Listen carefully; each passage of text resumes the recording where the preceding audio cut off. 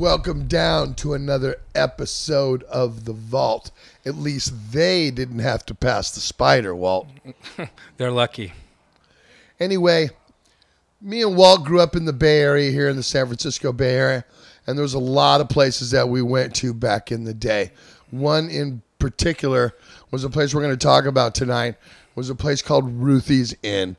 And it, for a thrash metal fan in the Bay Area, back in the day from probably 82, 83. It was the earliest of the scene for us. Probably 89 or maybe 90 it closed, something like that. For a while, it's where we all hung. It's where we all met. It's where we all seen each other. It's where we all met up after shows to go to parties and things like that. And it was the mainstay and the hub of what thrash metal was in the Bay Area. And any one night you would see, oh God, all the bands there. Even at one time you come into the bar and you see James and Lars and Kirk and Cliff and Gary and Tom and Rick and Robbie and Alex and Eric and just everybody. And it was a dingy, kind of a small club for the day. It was on San Pablo. And the best thing about it was down the block was the Hell House that Bailoff had. And many an after party would start at Ruthie's with the bands and you see them and would end at the Hell House where it went on all night long. And that's another story. We'll do a whole episode on the Hell House alone, but we could do a 3-parter, believe me. On that, and we will. Bailoff lived in this house. But this is a dedication to Ruthie's and what we did. Remember, the parking lot across the street was like a big O, and everybody went across the street, got hammered, doing lines in the cars and smoking weed, and then they'd run over. And this was like one of the first places that I saw Exodus. And we, before I was ever even in Exodus, I mean, the reason we started Legacy was because it wasn't because of Metallica, it was because of Exodus and just the mentality, and it was what we saw. And I mean, Ruthie's Inn would run a show Friday, Saturday, and then sometimes a matinee, and then sometimes a Tuesday or a Thursday. They'd run an early show. It was the hub. One of the first times I ever went there was actually to see Legacy, and that was pretty incredible. In fact, there's a bootleg that was out, and I got a hold of it, gave it to you 20 years ago, and then you made it into a CD, or you improved the sound. Yes. Yeah, actually. But that's a... The Zetro years is what it's called, I think. Right. But you couldn't get such an iconic name and place. And you'll see Gary Holt wear a remake T-shirt that he wears on stage sometimes. It's Ruthie's Inn and it has a cocktail glass. And that was their logo. Is your boyfriend or girlfriend fucking around on you? You want me to break up with them for you?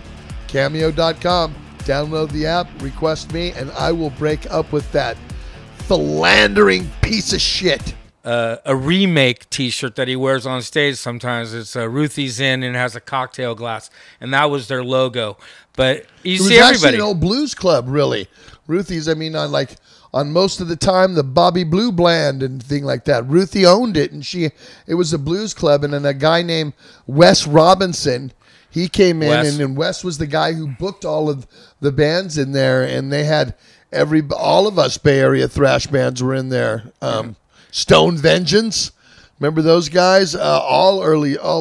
Every band, if you were heavy, you came to Ruthie's Inn. Slayer, Suicidal Tendencies. It's part of thrash history. I don't Saint, think people understand that it was a place that actually started this whole genre almost. Legacy played there so many times. We played there. If we didn't play there, we were there hanging out there. I mean, you'd see James and Lars there every night. And then we'd go to like Aaron's or Mike Coons' house for parties after. It's like always somewhere, or Lars and James's house in San Pablo at the Metallica house. There was always something to do, and everybody was so tight.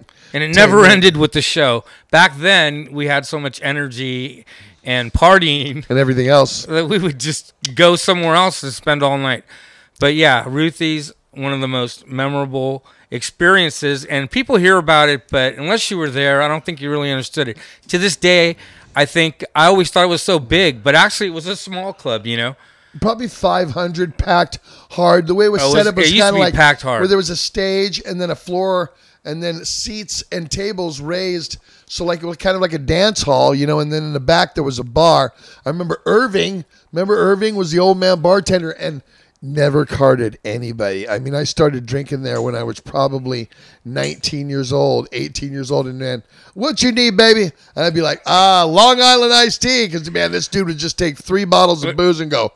I think we all drink Long Islanders at one time. Well, at that point, because you got, fucked bang up for your on buck. them, bang, and this guy's loaded them down. So after 2 of them, you were like, ha, ha, ha, it was great. An amazing time, an amazing era. People ask all the time what it was like. I remember a line wrapped around the place twice to go see Exodus, and not with me, with Bailoff. And I remember when Exodus play at Ruthie's, they would have like 8, Lonnie Hunolt, Rick's brother, and Toby Rage, and all these different people that had to literally stand on their knees. Well, standing, I can't stand. Just like at Violence the other night. Just like at Violence. And throw them. That's why that show felt so much like Ruthie's. Exactly. And throw them back because they didn't have barricades in those days. It was absolutely mayhem.